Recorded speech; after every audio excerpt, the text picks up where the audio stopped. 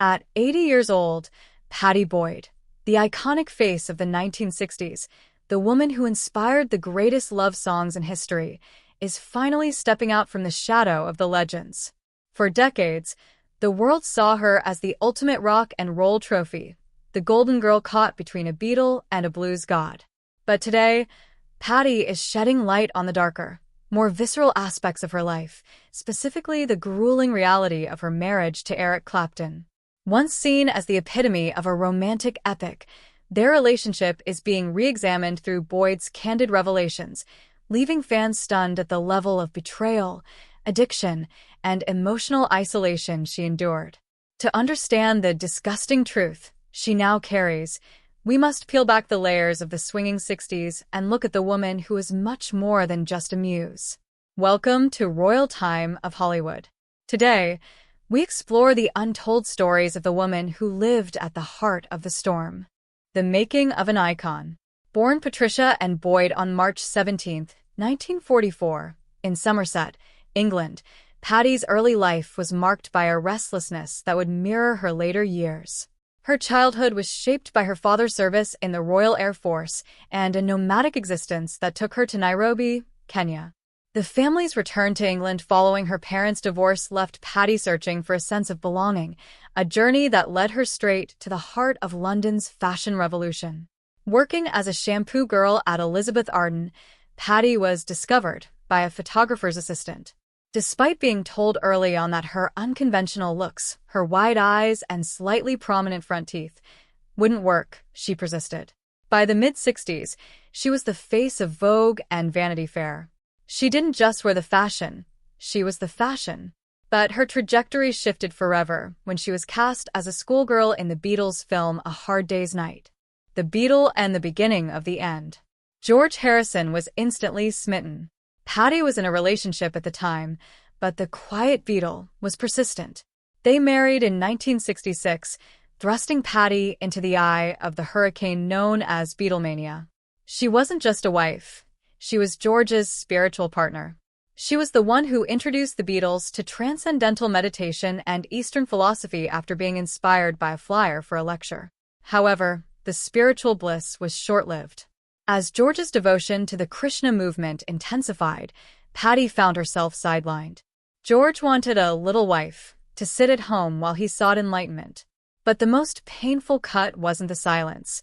It was the infidelity. George's hot-blooded nature led to numerous affairs, the most devastating of which was with Maureen Starkey, the wife of George's bandmate and friend, Ringo Starr. Pattie found them together in her own home, a betrayal that shattered the foundation of their marriage. The obsession of Eric Clapton. While her marriage to George was crumbling, George's best friend, Eric Clapton, was falling into a dangerous, obsessive love with her. Eric's pursuit of Pattie is the stuff of rock legend, but the reality was far darker. Before he got to Pattie, Eric engaged in a brief, complicated relationship with her younger sister, Paula Boyd. Paula soon realized she was merely a placeholder, a substitute for the sister Eric truly wanted. When Eric played the song Layla for Paula, she realized with a breaking heart that the lyrics weren't for her. They were a desperate plea to her sister.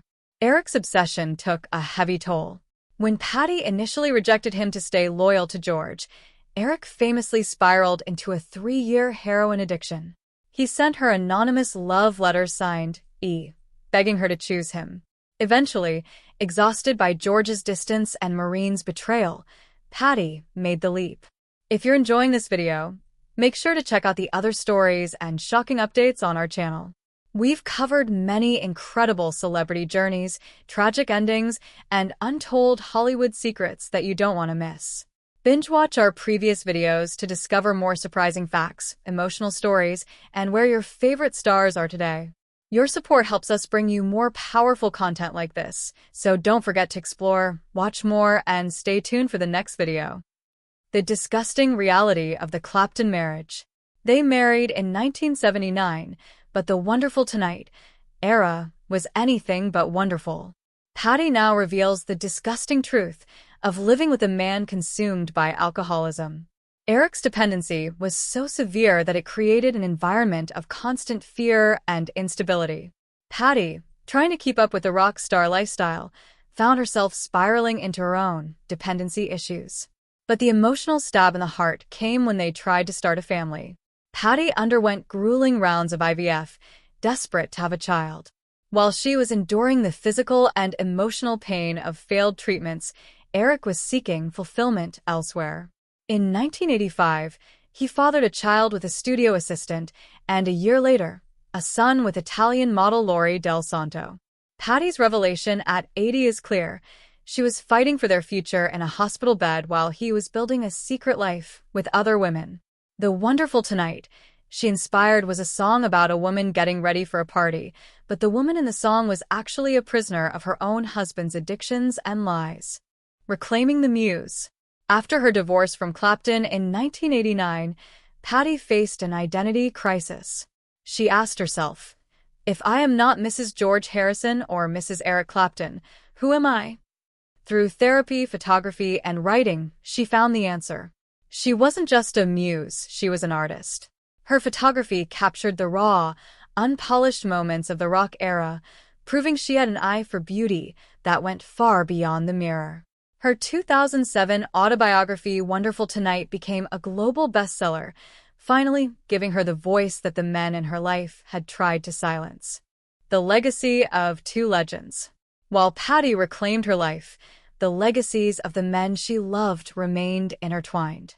George Harrison's Something and Eric Clapton's Layla remain the gold standards of love songs, but they are also monuments to a time of immense pain for the woman who inspired them.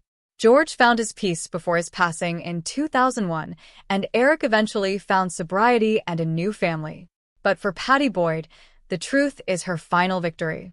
At 80, she no longer needs to be the clean-cut icon of the 60s.